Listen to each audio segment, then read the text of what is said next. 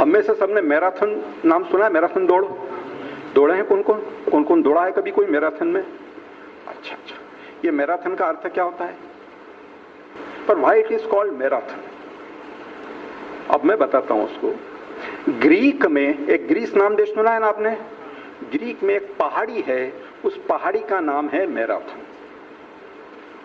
और आज से 2500 साल पहले, यानी बिफोर क्राइस्ट, 500 साल बिफोर क्राइस्ट लगभग, तो ऐसे जंगली कबीले रहा करते थे और उनमें आपस में लड़ाई होती थी।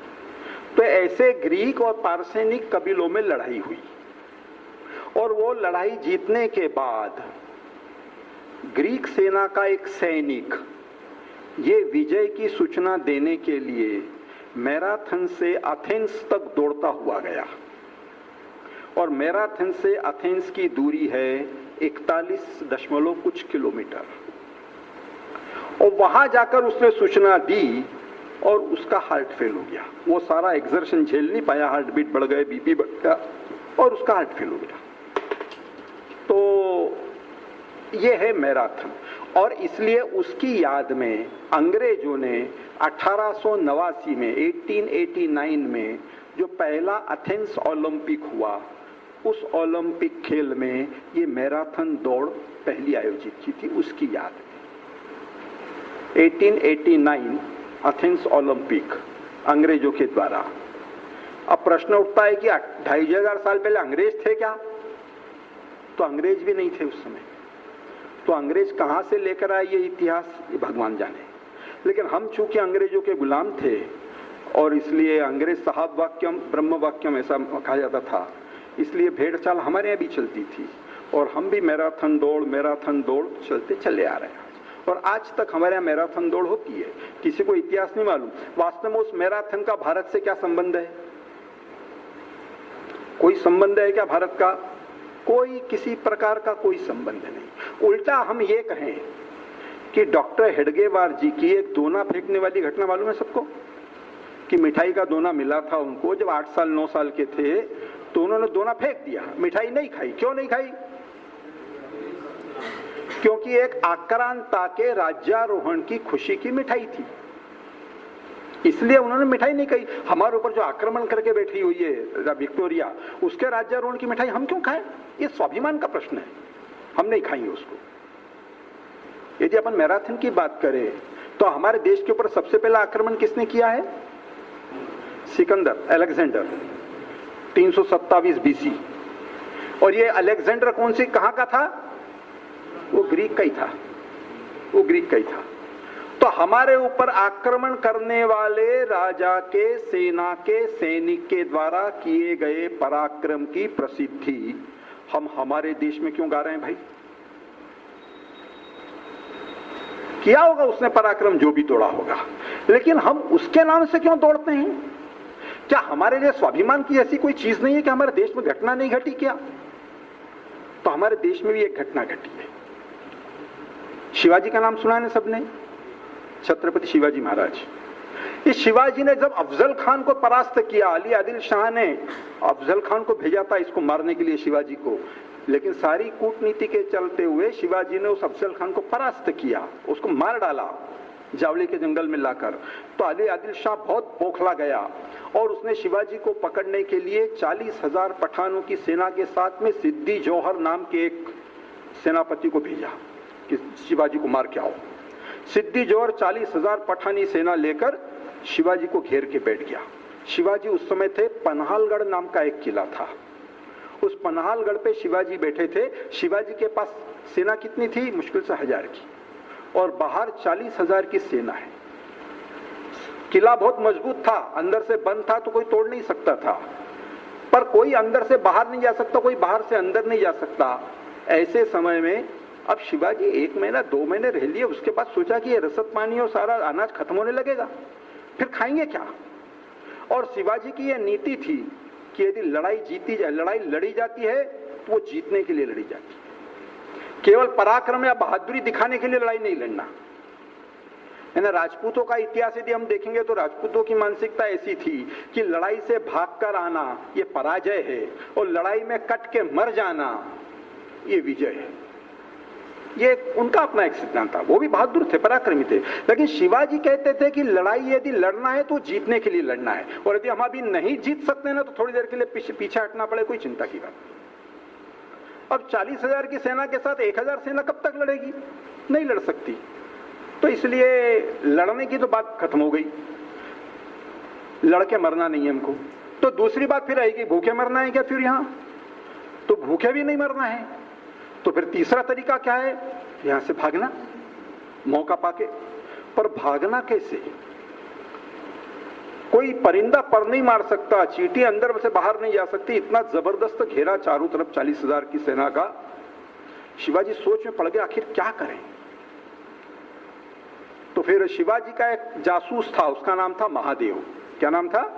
महादेव। ये महादेव ने सूचना लाया शिवाजी के पास कि महाराज एक रास्ता ऐसा है कि जहां से भागा जा सकता है, लेकिन वो रास्ता बड़ा कीचड़, कांटे, कंकड़ और इससे भरा हुआ है।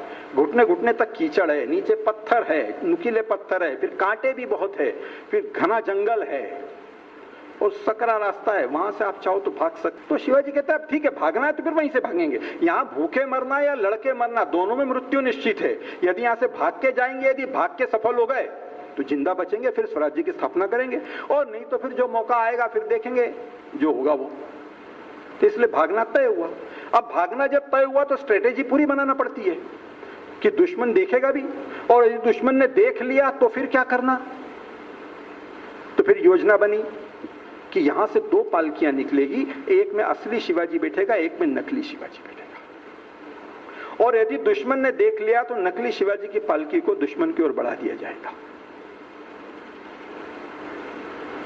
तो उसके साथ दुश्मन क्या करेगा ये तो सबको मालूम था, पर नकली शिवाजी बनने को कौन तैयार हो? शिवाजी ने ऐसे ऐसे लोग तैयार किए थे, हम कल्पना नहीं कर सकते। एक बार कुबेर का खजाना गिना जा सकता है, उसका हिसाब रखा जा सकता है, लेकिन शिवाजी के सैनिकों का खजाना गिन नहीं सकते। अनमोल खजाना ऐसा था, ऐसे ऐसे लोग थे। तो शिवाजी कहते हैं ऐसा करो, तुम वो अपना नाई है ना, उसका नाम भी शिवा था, शिवा काशित। बोले ऐसा करो तुम शिवा को बुला लाओ। तो सारे जो सेना बैठे थे, सारे बहादुर लोग बोले महाराज वो तो नाई है। बोले आप बुला के तो लाओ उसको। अब बेचारे शिवा नाई को जब सूचना गई महाराज ने बुलाया तो उसके हाथ पैर कांपने लग गए। बोले मेरे से क्या गलती हो गई, महाराज ने मेरे को बुलाया है। वो आया, तब को पता हुआ महाराज के सामने, दरबार बर्खास्त कर दिया गया। शिवा और शिवाजी दोनों ही खड़े थे वहां पर। शिवाजी कहते हैं कि शिवा तुमसे एक काम है। बोले महाराज मैं आपके काम आ सकता हूं? मैं तो कभी सोच भी नहीं सकता कि मैं स्वराज्य के काम आऊंगा। जिंदगी भर तो अभी मैं दाढ़ी और कटिंगी बाली काटता रहा हूं, मैं स्वराज्य के काम आऊंगा? बोले हाँ तुम जानते हो परिस्थिति कैसी है, और हम चाहते हैं कि यहां से भागना है, लेकिन भागते समय यदि दुश्मन ने देख लिया तो क्या करना। इसके लिए ऐसी योजना बनी कि यहां से 2 पालकियां निकलेगी, एक में असली शिवाजी बैठेगा, एक में नकली शिवाजी बैठेगा। तो नकली शिवाजी बनने को तैयार हो। शिवा काशिद 1 फुट उछल पड़ता है। बोले महाराज जिंदगी में नकली क्यों न हो, लेकिन शिवाजी बनूंगा मैं, इससे बड़ी बात मेरे लिए क्या हो सकती है? आप बताइए और क्या करना है। बोले लेकिन इसका परिणाम जानते हो, दुश्मन ने देख लिया तो।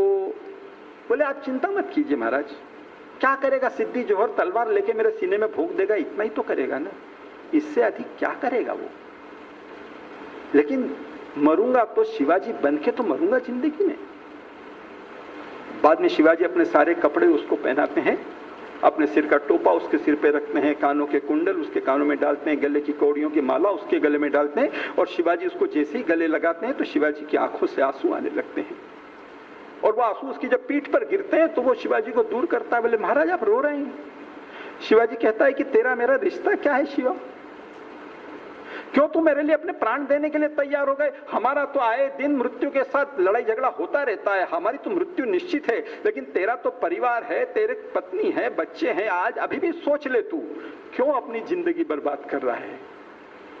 तो शिवा नाई क्या कहता है? शिवा नाई कहता है कि महाराज मरने के बाद तो रोने वाले सैकड़ों मिल जाते हैं, लेकिन मेरे जैसे एक छोटे से आदमी के लिए जीते जी आप जैसा राजा रो रहा है, इससे बड़ी इस जीवन की और सार्थकता क्या हो सकती है। ये जीवन धन्य हो गया महाराज, 7 जन्म मेरे तर गए। आप चिंता मत कीजिए, शिवानई आपका नाम बदनाम नहीं करेगा। ऐसे लोग शिवाजी ने तैयार किए थे। और वहां से फिर एक निश्चित तारीख को रात के समय भागते हैं 600 सैनिकों के साथ में, 2 पालकियां और शिवाजी के सारे सैनिक 600 निकलते हैं। कल्पना कीजिए, घुटने घुटने तक कीचड़ है, नीचे कांटे हैं, कंकड़ है, सबके पैरों में कांटे लग रहे हैं, कंकड़ लग रहे हैं, खून निकल रहा है, आने वाला सारा पानी लाल होता चला जा रहा है। लेकिन सबकी एक ही इच्छा थी, बस जहां मैंने कहा ना, कार्य को पूर्ण प्राप्त करने के लिए आत्मीयता होती है ना, तो वहां सब कुछ कष्ट सहन करने के लिए आदमी तैयार होता है। जी जान लेकर दौड़ रहे थे। 15-20 मिनट हुए, दुश्मन ने देख लिया। और दुश्मन ने जैसे ही देख लिया तो आवाज आती है, रुक जाओ, रुक जाओ। आवाज आने के बाद शिवाजी के साथ में इनके सेनापति चल रहे थे, बाजी प्रभु देशपांडे, और जोर से आवाज बोलते, और तेज चलो। अब रुक जाओ, तेज चलो, रुक जाओ, तेज चलो। अब तो जान की बाजी हाथ में लगा चल रहे हैं बिल्कुल। पीछे अब दुश्मन भी लग गया है घोड़े से, और ये दौड़ते चले जा रहे हैं। थोड़ी दूर में जाकर रुकते हैं, शिवाजी उतरते हैं, शिवानई को गले लगाते हैं, बोलते हैं, शिवा, आज शायद अपनी ये भेंट अंतिम भेंट होगी, और मेरी तो इच्छा है कि फिर से हम एक बार गले मिलेंगे आगे चल के, लेकिन अब तुम्हारी परीक्षा है। शिवानई कहता है कि आप चिंता मत करो भाई साहब, आप आगे जाइए, मैं देखता हूं इस सिद्धि जौहर को। और बाद में शिवानई की पालकी को बढ़ा दिया जाता है दुश्मन की तरफ। दुश्मन जैसे ही देखता है शिवाजी की पालकी आ गई, तो उसको घेर के गिरफ्तार कर लेते हैं। गिरफ्तार करके सिद्धि जौहर के सामने खड़ा कर देते हैं। सिद्धि जौहर जमीन छोड़ के 2 फीट ऊपर उछल जाते हैं। बोले, आज तक शिवाजी को जिसने भी ललकारा वो अल्लाह को हो गया प्यारा। शिवाजी को कोई मार नहीं पाया, मैं तो जिंदा पकड़ लिया। अब मालूम नहीं महाराजा आदिल शाह मेरे को किन किन उपाधियों से नवाजेंगे। और फिर वो शिवा से कहते हैं, क्यों भागने का इरादा था? बोले, कोशिश कर रहे थे। बोले, तुम्हारे भाग्य पर हमको बड़ा अफसोस है। शिवाजी का भाग्य कभी खराब नहीं होता, अपने भाग्य की चिंता करो तुम। अच्छा, बोले, रस्सी जल गई लेकिन ऐठ नहीं गई, जानते हो किसके सामने खड़े हो? बोले, जानता नहीं तो आता काहे को यहां पर? अब जितना इसका बीपी हाई होता जा रहा है, इसका बीपी नॉर्मल है। एक 15-20 मिनट 25 मिनट चर्चा चलती है, जासूस द्वारा सूचना आती है, ये तो नकली है। बोले, असली भाग गया। असली भाग गया कहते से ही जैसा सांप निकलता है कोबरा बिल में से और फन भुक्कार के खड़ा हो जाता है, तलवार निकालता है सिद्धि, और कौन है तू? बोले, शिवाजी। बोले, भाग गया वो कौन है? बोले, शिवाजी। बोले, तू कौन है? शिवाजी। यानी इतनी इसकी आवाज नॉर्मल थी, मरना इसको था, और ये भी खड़ा हो जाता है तब तक। तलवार तो लटकी थी, लेकिन जिंदगी भर तो उस तरह चलाता रहा, तो तलवार खींचना ही नहीं आती बेचारे को। वो तलवार का काम भी नहीं था, वहां कोई लड़ने का काम नहीं था, वहां तो समर्पण ही है। सिद्धि जौहर की तलवार उसके सीने पर है। बोलते, जानता है इसका परिणाम? बोले, मैं इसलिए कह रहा था कि शिवाजी का भाग्य खराब नहीं होता, अपने भाग्य की चिंता करो। तुम क्या कर सकते हो? ये तलवार मेरे सीने में भोंक दोगे, लेकिन शिवाजी को नहीं पकड़ पाओगे तुम। काटो तो खून नहीं सिद्धि जौहर को, तुरंत तलवार उसके सीने में भोंक दी जाती है, खून का फुवारा उड़ता है। शिवानई धीरे धीरे खंबा पकड़ के नीचे गिरता है और कहता है कि महाराज, इस शिवानई का अंतिम सलाम स्वीकार करना। दुश्मन का वार सहाय तो सीने पे सहाय, पीठ नहीं दिखाई उसको। इधर अब शिवाजी दौड़ते चले जा रहे हैं। शिवाजी को पकड़ने के लिए सिद्धि मसूद के नेतृत्व में 4000 की पठानी सेना घुड़सवारी दौड़ने लगती है। शिवाजी को मालूम था ये सब होने वाला है। आगे जाकर एक छोटा सा रास्ता आता है, सकरा रास्ता आता है, उसका नाम है, उस स्थान का नाम है घोरखिंड। ये घोरखिंड नाम का स्थान आता है। लगभग 40 किलोमीटर दौड़ने के बाद वो घोरखिंड पे जब पहुंचते हैं तो वहां इनको सूचना मिलती है कि शत्रु जो है 4 किलोमीटर पे आ गया, 3 किलोमीटर पे आ गया है, और अपने को 12 किलोमीटर रोज जाना है। उनको पन्हालगढ़ से जाना था विशालगढ़, और पन्हालगढ़ से विशालगढ़ की दूरी लगभग 52 किलोमीटर से अधिक है। तो 40 किलोमीटर दौड़े हैं, 12 किलोमीटर और दौड़ना है। शत्रु 3 किलोमीटर पर आ गया और वो घोड़े से चला आ रहा है, संभव नहीं था। शिवाजी बोले कि अपन यहीं लड़ेंगे। बाजी प्रभु देशपांडे कहते हैं, नहीं महाराज, ये संभव नहीं है, आपका जिंदा रहना जरूरी है, हमारे जैसे तो लाखों सैकड़ों आ जाएंगे। लेकिन आप 300 सैनिकों के साथ आगे जाइए और ये बाजी प्रभु देशपांडे आपको शब्द दे रहा है कि जब तक आप ऊपर जाके तोप नहीं दागोगे, ये बाजी प्रभु देशपांडे एक भी मुसलमान को आगे नहीं जाने देगा। शिवाजी की फिर परीक्षा थी। शिवा नाई को छोड़ के आए थे, आज इस बाजी प्रभु देशपांडे को छोड़ रहे हैं। 300 सैनिकों को 4000 की सेना के सामने छोड़कर आ रहे हैं, मतलब एक प्रकार से भेड़ियों के सामने ही छोड़ रहे हैं ना खरगोश को। मृत्यु निश्चित है, लेकिन कठोर निर्णय लेना पड़ते हैं। शिवाजी 300 सैनिकों के साथ निकलते हैं, बाजी प्रभु को गले लगाते हैं और बाजी प्रभु से कहते हैं कि बाजी प्रभु जैसे ही तोप की आवाज आएगी सब कुछ छोड़कर तुम चले आना विशालगढ़ पर। शिवाजी 300 सैनिकों के साथ रवाना हो जाते हैं। बाजी प्रभु देशपांडे 300 से और उसके 10 मिनट बाद ही दुश्मन की सेना की और लड़ाई चालू हो जाती है। 7 घंटे तक बाजी प्रभु देशपांडे रोक के रखते हैं सेना को। कल्पना कर सकते हैं? कोई सैनिक मावला ऐसा नहीं था जिसके शरीर के ऊपर 60, 70, 80 घाव नहीं आए होंगे। कोई अंग ऐसा नहीं था जहां से खून नहीं रिस रहा हो। एक तो 40 किलोमीटर दौड़ कर आए हैं, उसी समय पैरों में तो सारी हवा निकल गई। उसके 10 मिनट बाद कोई नाश्ता करना है, कोई विश्राम करना है, कोई पानी पीना है ना, शत्रु आ गया और उसके साथ जीवन मृत्यु की लड़ाई चालू हो गई। जीवन मृत्यु की नहीं, मृत्यु के साथ ही लड़ाई थी केवल वो। 7 घंटे तक रोक के रखा। 40-50 लोग आगे लड़ते थे, बाकी पीछे रहते थे। वही व्यवस्था का सवाल। स्ट्रेटेजी बनाई, उसमें से कोई जख्मी होता था उसको पीछे लेते थे, दूसरा लड़ता था, उसमें कोई काम में आ जाता था, तीसरा चढ़ता था। इस प्रकार बदला बदली करके 7 घंटे तक रोक के रखा। कोई सैनिक ऐसा नहीं था जिसका शरीर लाल नहीं हो रहा। सबके प्राण निकल चुके थे। अटके कहां थे? तो कान में अटके थे, केवल तोप की आवाज नहीं आ रही, तब तक प्राण निकल नहीं रहे। बाजी प्रभु देशपांडे जैसे पूरा खून का गोला हो गया हो, आग का गोला, दोनों हाथों में तलवार लेकर चला रहा था। शत्रु भी देख रहा था कि इसको कैसे मारे। फिर अंग्रेजों के द्वारा तोप लाई जाती है और तोप का गोला उस पर दागा जाता है। धाड़ से आवाज आती है, बाजी प्रभु देशपांडे पीछे फेंकते हैं, तुरंत दूसरे सैनिक आगे मोर्चा संभालते हैं। 10 मिनट के लिए बाजी प्रभु बेहोश हो जाते हैं। होश जैसे ही आता है तो बाजी प्रभु कहते हैं कि आवाज आई क्या? तोप की आवाज आई।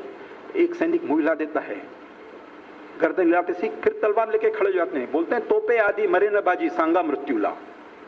जब तक तोप की आवाज नहीं आएगी ये बाजी प्रभु प्राण नहीं छोड़ सकता। मौत को भी कहना कि कोने में खड़े रहना, हाथ मत लगाना मेरे को। फिर बाजी प्रभु लड़ने के लिए आ जाते हैं। कल्पना कीजिए 12 किलोमीटर चलने के लिए शिवाजी को 7 घंटे क्यों लगे? तो ये 300 सैनिकों के साथ शिवाजी जब विशालगढ़ की तरफ जा रहे हैं तो वहां सूर्याजीराव सुर्वे और जसवंतराव नाम के हिंदू सूबेदार थे, लेकिन मुगलों के सूबेदार थे। ये घेरे बैठे थे वहां पर। इनके पास हजारों की संख्या में सैनिक। उनके साथ शिवाजी ने संघर्ष किया, उनको पराजित किया और विशालगढ़ पे पहुंचते से शिवाजी दौड़कर तोप के पास जाते हैं और कहते हैं कि बस तुम तोप चलाओ जितनी जल्दी हो सकती है। और तोप के माध्यम से शिवाजी से आवाज लगा रहा है कि बाजी प्रभु आ जाओ तुम, मैं पहुंच गया हूं। शिवाजी की एक ही इच्छा थी कि बाजी प्रभु को देखना है और बाजी प्रभु की एक ही इच्छा थी कि तोप की आवाज सुनना है। जैसे ही तोप की आवाज आती है सारे सैनिक अपने शस्त्र रख देते हैं और शत्रु के द्वारा उनको कत्ल कर दिया जाता है। उन सारे मावलों के खून से पवित्र हुई, पावन हुई वो माटी, वो घोर खिंड, उसका तब से नाम पड़ गया पावन खिंड। आज भी है वो पावन खिंड। पूरी भक्ति भावना के साथ में वहां का कोई भी पत्थर उठा कर यदि आप कान में लगाएंगे तो आपको आवाज आएगी हर हर महादेव, जय भवानी, जय शिवाजी। और वहां की यदि मिट्टी के यदि आप यदि पानी में डालोगे तो जो रंग आएगा उन मावलों के खून का रंग आएगा। अब ये भी 40 किलोमीटर दौड़े थे। वो मैराथन वाला भी दौड़ा था, खाली हाथ दौड़ा था। इनके हाथ में 5 किलो की तलवारें, 10 किलो की ढाल है। वो दौड़ा था अपनी सुविधा से बाएं दाएं होते हुए, दिन के समय दौड़ा था। इनको एक ही मार्ग था और रात के समय अंधेरी रात में दौड़ना था। नीचे की कांटे और कंकड़ सब कुछ था। वो मरा था, वो हार्ट फेल से मरा था। ये हार्ट फेल से नहीं मरे, ये शहीद हुए थे। उसकी कोई डॉक्यूमेंट नहीं है, कोई पत्राचार नहीं है, प्रूफ नहीं है, एविडेंस नहीं है। आज पावन खिंड के ऊपर जाकर देखिए, सारे शिवाजी के डॉक्यूमेंट से पत्राचार है और समाधि बनी हुई है बाजी प्रभु की। तो विचार कर सकते हैं कि हमारे लिए गर्व की बात कौन सी है, मैराथन या पावन खिंड? पावन खिंड है। हमने प्रयोग किया इसको। हमने कानपुर के अंदर एक पावन खिंड दौड़ आयोजित की। हमने क्यों मैराथन, पावन खिंड दौड़ लगाएंगे? हमारे लिए स्वाभिमान की और गर्व की चीज है। और 10,000 विद्यार्थियों ने और बाकी लोगों ने भाग लिया था। अबाल वृद्ध अज्ञानी पढ़े लिखे पैसे वाले सब लोग आए थे वहां पे। 8 साल के बच्चे से लेकर 80 साल तक बूढ़े तक सब लोग आए थे। और पावन खिंड दौड़ एक प्रतीकात्मक थी 2-3 किलोमीटर की, पर सवाल था कि पवित्र उद्देश्य और अच्छे उद्देश्य के लिए यदि दौड़ना है तो हम मैराथन दौड़ क्यों करें, हम पावन खिंड दौड़ क्यों नहीं कर सकते। और तब से सबने घोषणा कर दी कि मैराथन बंद, पावन खिंड चालू। तो अपने देश का इतिहास हमको मालूम होना चाहिए, नहीं तो भेड़ चाल मैराथन चल रही इसलिए हम भी मैराथन में चल रहे हैं। तो ये सारी बातें आपके सामने रखना थी।